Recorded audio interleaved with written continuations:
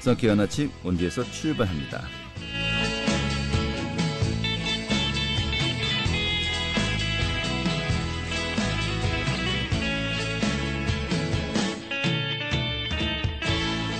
안녕하십니까. 3월 8일 월요일 아침 인사드리겠습니다. 성쾌한 아침 원주에서 출발합니다. 진행의 한태호입니다. 자, 오늘 원주 지역의 아침 기온 3도입니다. 좀 약간 쌀쌀합니다만은 한낮에는 또 13도까지 올라간다고 하죠. 일교차 10도 이상 벌어지겠고요. 낮에는 좀 약간 후덥지근하다라는 또 느낌까지 들 것도 같습니다. 좀 입고 벗기 편한 옷들로 오늘 체온 조절 잘 하셔야겠고요. 오늘 전국의 미세먼지 농도 좋음에서 보통 수준 예상되고 있습니다. 자, 오늘 준비한 소식 살펴보도록 하죠. 오늘 또 원주 지역의 주요 현안과 이슈에 대해서 토론하는 시간 준비했고요. 또 원주시가 현장 민원 공무원들의 안전한 근무 환경 조성을 위해서 읍명동 행정복지센터에 안전요원들을 배치한다고 하네요. 지금 어떤 내용인지 또 살펴보도록 하죠. 3월 8일 월요일 상쾌한 아침 원주에서 출발하겠습니다.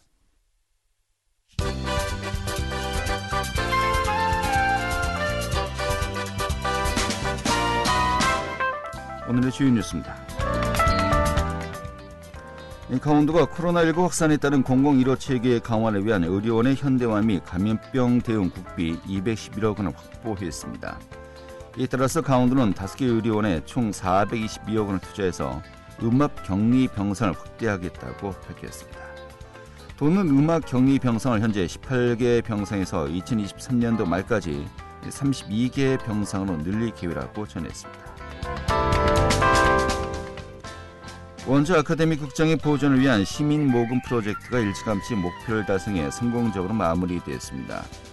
최근에 마감된 프로젝트에서 모두 1억 300만 원이 모금되면서 목표가 초과되어 달성되었습니다. 보존 추진위원회는 강원도의 문화유산이 재생되기를 바라는 시민들의 바람이 이뤄지길 바란다고 말했습니다. 강원평화특별자치도의 설치를 위한 활동이 본격화됩니다. 강원도는 이달 중에 강원평화특별자치도 범도민회의 첫 번째 회의를 개최해서 강원평화특별자치도 조기 설치에 힘을 모으겠다고 밝혔습니다. 오늘의 주요 뉴스였습니다. 자, 매주 월요일마다 원주시의 현안과 또 주요 이슈들 토론을 하고 있습니다. 오늘도 역시 두 분 자리하셨습니다. 먼저 신재섭 시의원 자리하셨습니다. 네, 반갑습니다. 신재섭 의원입니다. 또 박동수 원주시 번영회장 함께하시겠습니다. 네, 안녕하세요. 박동수입니다. 예, 반갑습니다. 자, 좀 그 원주시의 주요 현안들 또 개발 좀 예정지가 좀 어떤 식으로 좀 사업이 추진되어야 할지 또 일정 같은 것들을 우리가 살펴보고 있는데. 요즘 또 뜨거운 또 이슈가 되고 있는 것이 바로 LH 직원들의 일탈 문제 아니겠습니까? 사실 원주시의 각종 개발도 좀 LH가 주도하고 또 관리하는 걸 많이 있죠. 네, 그렇습니다. 원주의 택지 개발 대부분을 이제 LH에서 조성을 했다고 보시면 될 것 같습니다. 네, 이게 이번에 뭐 문제가 불거졌지만은 실제로 보상 문제와 또 이제 개발 문제라든지 LH와 함께 했을 때 이 지자체와 LH 좀 역할 분담이 보통 어느 식으로 이루어지고 있습니까? 지금은 이제 LH에서 개발을 해서 분양까지 LH가 합니다. 그래서 이제 분양 수익을 남기기 위해서 여러 가지 이제 교통시설이나 도시계획 시설들이 미비한데 그로 인해서 민원이 많았습니다. 그래서 남원주 역세권 개발은 시가 협약을 해서 한 10% 정도 직접 투자를 했습니다. 네. 그래서 개발하면서 시민 불편을 줄이기 위해서 항상 협의를 하고 있는 걸로 알고 있습니다. 예. 근데 이제 그 정책 대 정책, 기관 대 기관으로 하는 것은 모르겠습니다만은 이게 다들 또 이번에 깜짝 놀란 것이 또 사전 정보가 어느 정도 이제 파악이 되기 전에 또 이제 그 내부에서 좀 이런 그 부지를 매입한다든지 이제 보상에 뭔가 좀 편의를 제공한다든지 이런 부분들이 비일비재할 수 있겠구나라고 느끼는 거 아니겠습니까? 이런 부분들 좀 시스템 차원에서 또 이제 앞으로도 개발도 계속 해야 되는 것이고 이런 그 비슷한 사례를 좀 미연에 막기 위해서 좀 어떤 고민들을 우리가 해야 될까요? 우리 또 번영 회장 좀 얘기해 주시죠. 네, 지금 전국적으로 지금 문제가 되고 있는 LH 그 투기 문제. 네. 뭐 원주에서는 뭐 그런 일이 없기를 바라고 있죠. 네. 근데 기본적으로 이게 문제가 되는 것이 처음에 사업지구를 이렇게 구상을 할 때 너무 좀 폐쇄적인 상태에서 그런 그림을 그리고 선을 긋고 네. 이런 상태에서 일부 사람들, 일부 직원들만이 거기에 대해서 정보를 이렇게 취득하고 네. 이런 부분이 그동안에는 어떻게 보면은 좀 신속 개발이라는 그런 차원에서 뭐 5년 내에 뭐 맞춰야 된다. 네. 뭐 이런 의미에서 빨리빨리 할 수 있었지만 이제는 좀 더 객관성과 좀 보편성 또 일반 시민들도 어느 정도 합리적으로 이해할 수 있는 그런 식으로 이 전체적인 시스템이 좀 바뀌었으면 네. 좀 속도가 늦더라도 그렇게 가는 것이 어떨까 이렇게 생각합니다. 근데 또 너무 폐쇄적이다라고 좀 이야기하셨습니다만 이걸 또 공개된 상황에서 여러 사람이 같이 논의를 하면서 뭐 개발 예정지를 어디로 할 것인가 또 개발 계획을 어떻게 할 것인가 또 그렇게 하기에는 어떤 사업의 특성상 힘든 거 아닙니까? 그렇습니다. 그거는 뭐 저도 이제 상상할 본 적은 없는 것 같습니다. 그래서 아마 이제 여러 가지 관계가 얽혀 있기 때문에 그래서 오픈해서 하면 정말 그래도 신속하게 할 수 있다면 정말 좋겠지만 네. 아마 여러 가지 이해관계 때문에 쉽지는 않을 거다. 솔직히 하여튼 뭐 연구를 어디에 많이 뭐 해봐야 될 개발될 것 같습니다. 거다라고 이미 미리 공개된다면 저도 땅 한번 거기 사러 가볼까 저도 그런 생각할 것 같은데. 그런 문제는 뭐 항상 고민해야 될 문제죠. 예, 이게 참 예. 어렵습니다. 그러니까 결국은 LH 어떤 그 책임감, 또 투명성, 또 이제 그 사업에 대한 어떤 그 여러 시스템적으로 어떻게 좀 이런 부분들을 방지할 수 있을 것인가 이게 좀 확실하게 좀 체계가 잡혀야 될 것 같은데. 그렇습니다. 이번 기회에 예, 그런 모든 부분들이 논의가 됐으면 좋겠습니다. 알겠습니다. 그 이번에 그 전수조사를 들어가는 게 뭐 LH 직원들은 물론이고, 국토교통부, 뭐 청와대.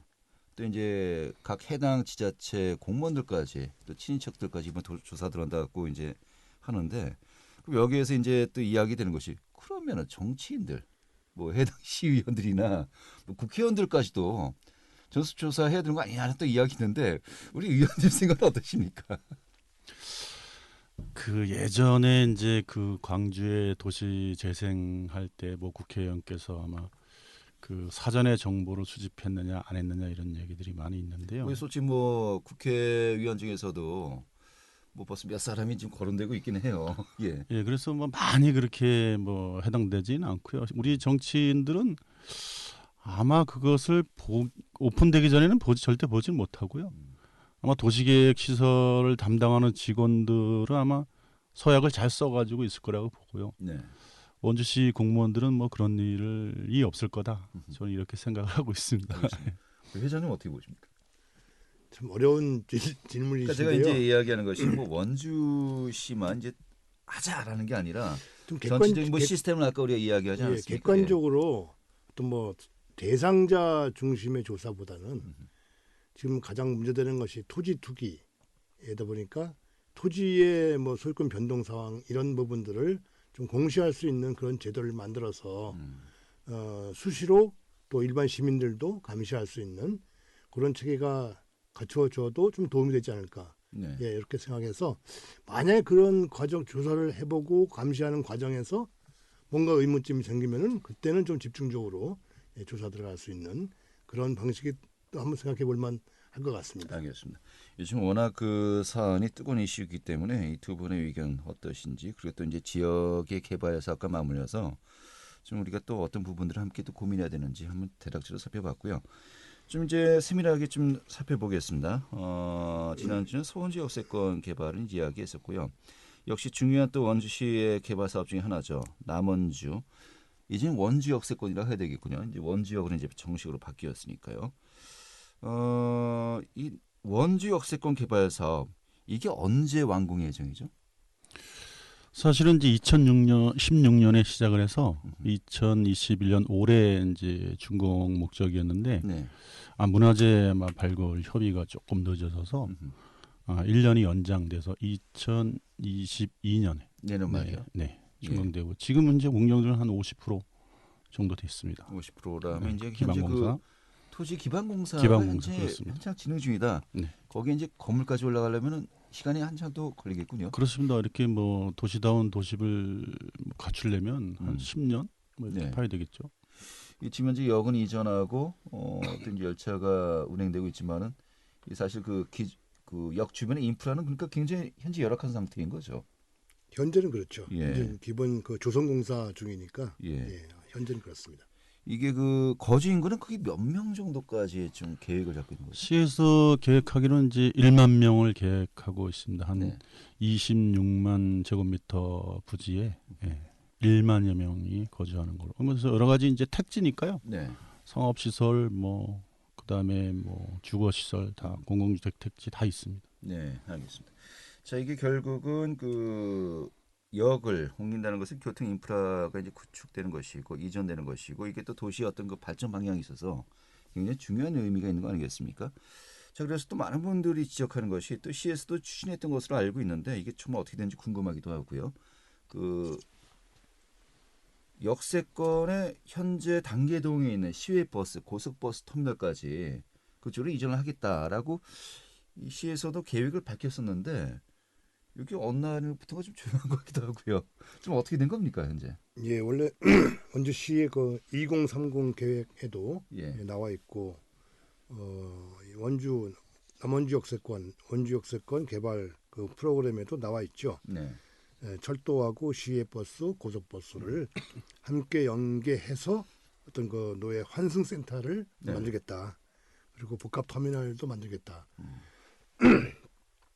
이런 부분인데 이제 문제점들이 좀 발생하죠. 기존에 단계동의 시외버스, 고속버스 터미널이 지금 있는데 이것이 그쪽으로 옮겼을 때 발생될 수 있는 가장 뭐 쉽게 생각할 수 있는 부분이 상권 문제죠. 네. 예, 단계동 상권. 아무튼 이동 인구가 더 줄 것이다라는 단계동의 반발이 좀 예상된다는 예, 거죠. 예. 그쪽에 상인들 문제점이 있고 그다음에 시외버스 터미널 같은 경우에는 이게 좀 건물 자체도 크고 네. 예, 이래서 건물 매각 내지 임대 문제가 발생할 수 있고 이런 문제점들이 지금 드러나기 때문에 그런 문제점들을 같이 좀 어떻게 해결할 것인가에 네. 대해서 좀 더 시간을 두고 차분차분히 대안을 만든 다음에 옮기는 것도 좋지 않을까.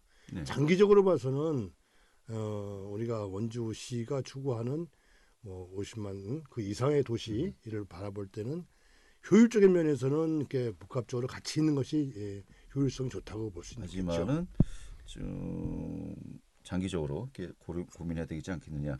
너무 일반론적인 말씀이신 것 같은데. 지금 현 단계에서는 예. 뭐 그 이상을 말씀드리기가 예. 어려운 시점입니다. 이게 또 굉장히 애매한 게 지난번 지방선거였나요? 이 어느 그 후보가 어느 분이라 좀 지칭은 안 하겠습니다. 근데 다 아실 분은 아시는데 현재 터미널을 그 폐선되는 현재 그 예전의 원주역이군요. 그쪽으로 옮기는 어떤 공약을 발표했다가 그게 단계동에서 오히려 굉장히 손해를 많이 봤다라는 또 그런 일이 분석도 하고 있었죠. 있는데 네. 뭐 실제로 그렇게 그 분석이 좀 맞다고 봐야 될까 어떻습니까? 그때 당시는 여론이 그랬습니다. 음. 그러니까 뭐 표를 정확하게 분석은 못 해봤겠죠. 네. 하지만 뭐 여론의 힘이라는 게 대단하니까 아마 그쪽에서는 당연히 표를 덜 주지 않았을까. 단계동 중에서. 네, 왜냐하면 이제 우산동에 이제 터미널이 있던 게 단계동으로 이전을 했는데 지금 아직도 꽤 오랫동안 10년 이상 거기가 방치되어 있긴 있어요. 주차장으로 쓰고 있어요. 네. 그러니까 그걸 본 단계동민이 좋아할 리가 없겠죠. 알겠습니다. 그런데 그때는 그랬고요. 이제 또 원주 역세권 개발과 맞물려서 역시 이제 중요한 문제인데 우리 이제 그 회장님은 필요하다. 하지만은 좀 장기적으로 우리가 고민해야 되지 않겠냐. 굉장히 또 모범 답안을 말씀하셨습니다만 약간 답답한 느낌도 있기도 하고요. 우리 의원님 어떻게 보십니까? 저도 뭐 원칙적으로는 이제 우리 박동수 회장님 의견에 동의를 하고요. 다만 이제 그 우리 고속버스 터미널은 가건물 형태로 지어져 있습니다. 그래서 네. 고속버스 터미널에서는 아마 그 사업주가 이전하기를 희망하는 것 같기도 해요. 네. 그러니까 그래서 고속버스를 옮기고 시외버스는 그 자리에 있는다. 뭐 이런 얘기까지 나왔었고요. 어떻게 되는 겁니까? 예. 그거는 이제 같이 가야지 이제 시너지 효과가 그렇죠. 좋으니까 같이 가기를 희망하고 그다음에 이제 뭐 고속버스를 못 타면 또 시외버스도 타야 되니까 그 같이 있어야 될 것 같은 거는 맞는 것 같아요. 네. 근데 이제 하나는 이전하고 하나는 남는다. 그러면 이제 이게 버스를 이용하시는 이용객들이 굉장히 불편하지 않을까 네. 이런 생각이 들어서 조금 더 장기적으로 계획을 짜서 우리 변호사님 말씀 따라 이렇게 장기적인 계획에 따라서 옮겼으면 좋겠다 이런 알겠습니다. 생각을 저도 합니다. 근데 그 당장 만약에 옮긴다라고 하면은 그 지역 주민들의 반발이 상당할 것이다라고 이제 예상을 하는 겁니다만은 그런데 이 교통 용역 평가라든지 이런 부분들 이제 매년 봤을 때 이 단계동 지역이 너무 혼잡하기 때문에 도리어 좀 불이익을 보는 경우도 많지 않습니까? 가령 예를 들어서 그 앞에 단기 아파트 그 지역이요. 뭐 재건축 재개발 얘기가 나온 게 오래됐습니다만은 이 교통 영향 평가를 하면은 항상 그게 너무 복잡하다. 그래서 도리어 좀 개발에 그 속도를 내지 못하고 계속해서 무산되는 경우가 많이 있지 않습니까? 이게 차라리 터미널이 옮겨지고 좀 교통 영향 평가라든지 어떤 거 혼잡도가 낮아지고 다른 그 차근차근 개발 전략 다시 짜는 거 이게 또 그 지역에 필요하지 않을까라는 또 의견도 있습니다만 어떻게 보십니까? 두 가지 면에서 봐야 되겠죠. 이제 말씀하신 대로 어떤 교통 문제가 이제 집중이 되다 보면은 좀 혼잡스러운 문제로 인해서 어려운 점도 있지만 개발돼야 될 지역 주변에 바로 인근에 편의시설 중에 가장 좀 대표적으로 얘기할 수 있는 것이 시외버스 고속버스 터미널 네. 이런 편의시설이 또 주변에 있다는 건 상당한 그 유리한 점으로 작동을 하겠죠. 네. 그러니까 그런 부분들은 뭐 좀 보완적인 부분으로 가야 될 부분이지 그 시외버스 고속버스 터미널을 옮겨서 교통이 원활하게 되니까 네. 개발 사업이 더 유리하다. 이렇게만 보기는 조금 어려운 점도 있는 것 같습니다. 예. 자, 그런데 결론은 원주역은 옮기입니다. 그리고 최종적으로 교통 인프라, 뭐 철도 인프라와 시외 또 고속버스 인프라가 함께 몰려 있는 것은 훨씬 더 시너지 효과가 난다. 이건 뭐 다 누구나 동의하는 그 방안인데, 근데 뭐 어떤 그 해당 지역 주민들의 반발이 크기 때문에 좀 장기적으로 봐야 된다. 이게 너무 좀 그 여러 가지를 그 고려하는 어떤 의견이 아닌가라는 또 분석도 있습니다. 비판도 있습니다. 어떻게 보십니까?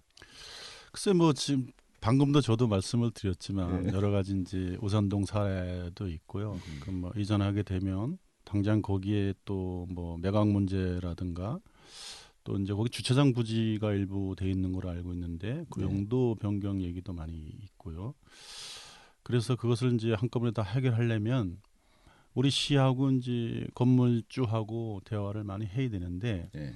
어느 한 곳에라도 주도권을 가지고 있는 것이 아니기 때문에 대화로 풀어서 옮겨야 되는 그런 어려움이 있습니다. 네. 그래서 강제할 서로가 수 이제 없는 부분이니까, 그렇죠. 예. 서로가 이제 시너지 효과가 날 수 있도록 했으면 좋겠다 이런 말씀을 드리고 싶습니다. 네, 알겠습니다. 자, 그리고 또 단계동 지역 터미널까지 직접 오지는 않지만은 현재 뭐 하천 또 복원 사업이 이루어지고 있지 않습니까? 이게 실제로 단계동 지역의 어떤 그 발전에 또 이 주거 여건 개선에 좀 크게 도움이 될까요? 어떻게 보십니까? 예, 아무래도 주거 환경이 좋아지고 좀 친환경적 그런 상태가 되면은 좀 더 살고 싶은 동네, 살고 싶은 마을로 변화가 되고 그러면은 많은 사람들이 관심도 갖고 이제 이전도 하고 하겠죠. 예, 네. 알겠습니다. 예. 좀 단계동을 좀 계속 이야기했는데 또 중요한 것은 또 원주역 역세권 개발 큰 틀에서 좀 어떻게 대할 것인가 좀 이 부분 아니겠습니까? 네, 내년 말에 이제 기반 조성 공사 이제 다 끝난다는 것이겠고 네, 그 그렇습니다. 뒤에 이제 그 여러 가지 건물들이라든지 인프라 조성이 있어서 그때부터 또 고민이 실질적으로 돼야 되는 거 아니겠습니까? 이게 결국 이제 역 가까운 곳이라고 하면은 그냥 단순히 이동의 편의성만 중심으로 보는 그런 또 지역이 될 것인가? 그게 아니라 또 10,000명의 거주인 걸 봐야 된다고 했으니까 이걸 어떻게 좀 조화롭게 가야 될 것인가? 또 어떤 시설들이 들어서고 어떻게 또 배치를 할 것인가? 이게 좀 계획을 좀 잘 짜야 될 것 같은데 어떻게 보십니까? 저희들이 이제 그 학성동에 있던 원주역 사례 때문에 거기 도시계획 할 때도 굉장히 고민을 많이 했습니다. 사실은 네. 왜냐하면 정짓들이 그 계속해서 어려움을 겪고 있었기 때문에 여기에는 이제 역을 중심으로 해서 양쪽으로 다 개방이 돼서 그 양쪽으로 다 주거 지역이 형성되는 그렇게 도시 계획을 했습니다. 그래서 이제 침체되거나 그러지 않기 위해서 노력을 네. 했고요. 그리고 이제 그래서 도시계획 시설하면서 공동주택 용지도 거기 같이 포함을 했어요. 네. 상업지역도 있고. 그래서 아마 조성이 뭐 빨리 되면 뭐 한 도시처럼 역할을 하지 않을까 이렇게 생각을 합니다. 알겠습니다. 자, 아무튼 뭐 내년에 저 기반 조성이 마무리되니까 좀 숙제가 또 몇 년치 숙제가 또 남아 있는 것 같습니다. 네, 오늘 또 회장님 좀 마무리해 주시죠. 예, 원주 역세권 개발과 관련돼서 좀 강조드리고 싶은 부분은 여기가 이제 투자 선도지구입니다. 네. 예, 투자 선도지구가 되다 보니까 특별 건축이 가능한 지역이죠. 그래서 원주에서 그 동안에 그 일률적인 성량값 형태의 그런 주택 공동주택 공급에 치중을 했었는데 이제는 여기는 이제 투자 선도지구다 보니 좀 특별한 형태의 그런 건축 모양과 네. 그 도시 미관을 좀 이끌어낼 수 있는 그런 것이 가능한 지역입니다. 그래서 그런 부분을 사전에 예전같이 그냥 숫자만 들리는 그런 식이 아니라 좀 외지에서도 좀 찾아오고 싶은 그런 네. 도시로 만들 수 있는 좋은 계기가 됩니다. 알겠습니다. 이럴 때 좀 사전에 좀 치밀하게 계획을 세워서 예. 살고 싶은 도시로 만들 수 있는 계기가 됐으면 좋겠습니다. 이 부분은 좀 다음 시장님의 숙제가 되겠군요. 알겠습니다. 좀 다음 주에 또 관련된 이야기들도 나누도록 하고요. 오늘 여기서 정리하죠. 고맙습니다. 네, 감사합니다. 감사합니다. 네, 지금까지 신재석 의원 또 박동수 원주시 번영회장이었습니다.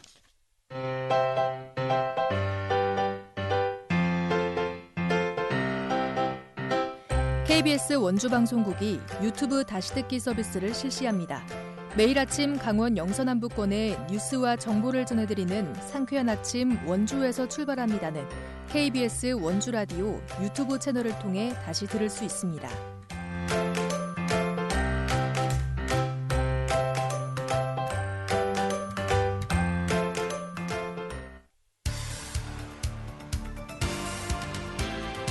알찬 정보, 생생한 현장의 소식을 전해드립니다. 리포터 현장. 네, 원주시는 현장 민원 공무원들의 근무 환경을 위해서요 행정복지센터에 안전요원들을 배치하기로 했다고 합니다. 이 민원 공무원들의 피해 사례가 전국적으로 상당하다고 하는데 오늘 전반적인 내용 살펴보도록 하죠. 김민지 리포터 자리했습니다. 어서 오시죠. 네, 안녕하세요. 원주시가 그 악성 민원 등으로 피해를 보고 있는 공무원들을 좀 보호하기 위해서 안전요원들을 배치한다고요? 네, 행정안전부 통계에 따르면 민원 공무원에 대한 폭언, 폭행 또는 성희롱 피해 사례는 연간 3만여 건이 훌쩍 넘는데요. 원주시에서는 지난 2013년 중앙동 휘발유 테러와 명륜이동 흉기 위협 사건이 발생하기도 했습니다. 이에 시는 민원 공무원 보호 대책으로 녹음 전화와 비상벨 설치에 이어 현장에서 대응이 가능한 전문 인력을 안전요원으로 배치해 이러한 피해를 예방할 계획인데요. 안전요원은 경비 지도사 등 관련 자격증 소지자를 대상으로 선발하게 되고요. 다음 달 중 안전요원이 배치될 예정입니다. 자세한 이야기 원주시 주하자 총무과장에게 듣겠습니다. 저희가 이제 25개의 읍면동 행정복지센터가 있는데요. 각 행정복지센터마다 각 1명씩 전체 25명이 배치하게 됩니다. 직원을 채용하기 위해서 공고 중인데요. 그 안전요원은 경비 지도사 자격증이라든가 소방안전관리자 또는 응급구조사 자격증이 있는 사람들이 해당이 되고요. 그 세 가지 자격증 중에 하나 이상 소지한 사람이 일단 신청 자격이 되고요. 또한 거기에 관련 분야의 경력자라든가 공인 무도단증 이런 소지자분들은 또 우대 조건이 됩니다. 저희가 일단 25명 행정복지센터에 각 1명씩 배치해서 현재 근무를 하면서 좀 경과나 이런 거를 지켜보고요. 향후에도 기타 부서의 어떤 안전이나 이런 위협되는 민원이 많은 부서에는 배치할 계획입니다. 네. 특히 그 악성 민원이 폭언과 폭행 등의 사례로까지 악화되는 경우가 뭐 매년 3만 건이 넘을 만큼 심각하다면서요? 네, 기초생활수급비 문제를 두고 다른 지역에서는 흉기를 휘두르거나 심지어는 가스총으로 난동을 부리는 경우도 있다고 하는데요. 최근에는 악성 민원에 시달리던 공무원이 극단적인 선택을 하기도 했습니다. 공무원이 퇴사하는 이유 중 가장 큰 원인은 바로 악성 민원인 때문이라고 뽑히기도 했는데요. 최근 코로나19 사태가 장기화됨에 따라 민원인들이 우울감과 피로감 누적 등 예민한 상황에서 단순 민원이 악성 민원으로 발전되는 사례가 점차 증가하고 있다고 합니다. 또 주로 민원 창구에 근무하는 직원은 여성이 많기 때문에 고압적인 악성 민원으로 발전하게 되는 위험도도 더 늘고 있다고 하는데요. 공무원으로 근무했던 한 시민에게 자세한 이야기 듣겠습니다. 그렇게 막 10명 중에 그 정도로 많지는 않고 그냥 한 100명 중에 뭐 한 10% 정도 그냥 가끔 그런 경우가 있는 것 같아요. 실제로 뭐 민원 해결이 처리가 바로바로 안 되면은 민원을 계속해서 뭐 지속적으로 해결될 때까지 넣으시는 분들이 대부분 많은 편이죠. 법적으로 정해진 건데 그거에 따라서 처리를 하는데 들어주지 않으면은 뭐 원하는 대로 들어주지 않았다고 해서 폭언을 하시는 경우도 있는데 담당자 이름이 뭐냐고 뭐 민원 넣을 거라고 협박을 하시면 뭐 그럴 때 조금 무섭긴 한 것 같아요. 저희 집까지 찾아온다고는 안 하고 뭐 저희 그런 일하고 있는 근무지에 찾아올 거라고 뭐 그러시는 분들도 가끔은 계세요.